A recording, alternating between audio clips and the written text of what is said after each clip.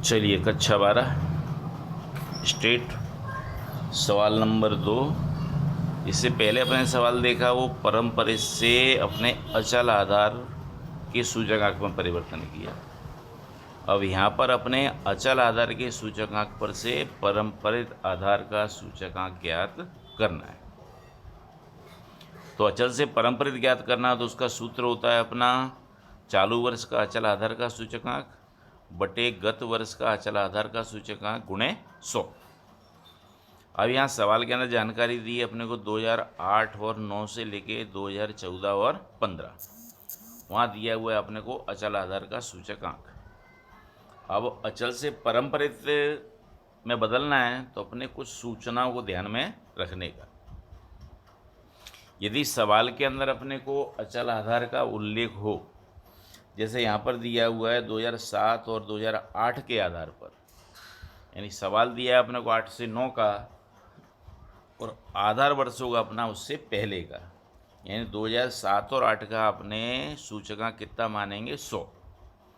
यदि सूचना दी हो तो प्रथम वर्ष का परम्परित का सूचकांक जो अचल आधार का होगा वही होगा।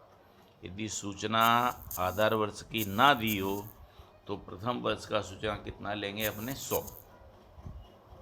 यहाँ सूचना दी हुई है आधार वर्ष की, तो गत वर्ष का अचल आधार का सूचकांक कितना होगा 100 और चालू वर्ष का अचल आधार का सूचकांक दिया अपने को 117.4। तो 117.4 बटे गत वर्ष का 100 और गुणे 100, तो इसका उत्तर मिलेगा अपने को 117.4। 9 और 10 में देखें तो अचल आधार का चालू वर्ष का 118, गत वर्ष का कितना है अपने। अब यहाँ पर खास ध्यान रखना, जो ज्ञात कर रहे हैं उसे लेना नहीं है, जो सवाल में दिया है उसी को लेना है अपने। तो किसे लेंगे 117.4 को, तो 118 बटे 117.4 गुणे 100, इसमें अपने भाग दें तो इसका सूचकांक मिलेगा अपने को 100.51। उसके बाद चालू वर्ष का 121.3, गत वर्ष का कितना दिया अपने को 118 और गुणे 100, तो इसे हल करें तो ये मिलेगी कीमत अपने को 102.80।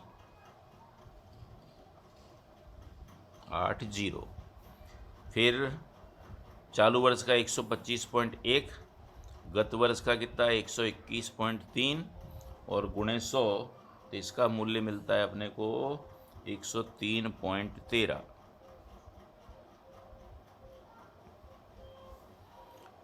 अगला चालू वर्ष का दिया है कितना 128.4, गत वर्ष का 125.1 और गुणे 100, तो इसकी कीमत मिलती है अपने को 125.1 102.64, ये मिलेगा अपने को 102.64। फिर चालू वर्ष का 131.6, गत वर्ष का 128.4 और गुणे 100, तो इसकी कीमत मिलती है अपने को 102.49।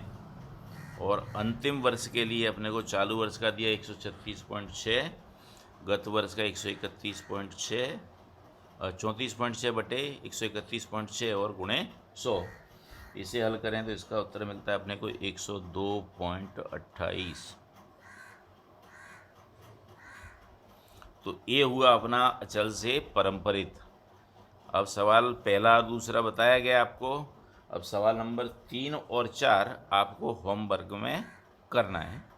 अगले वीडियो के अंदर अपने देखेंगे लास्पियर, पासे और फिशर की पद्धति। धन्यवाद।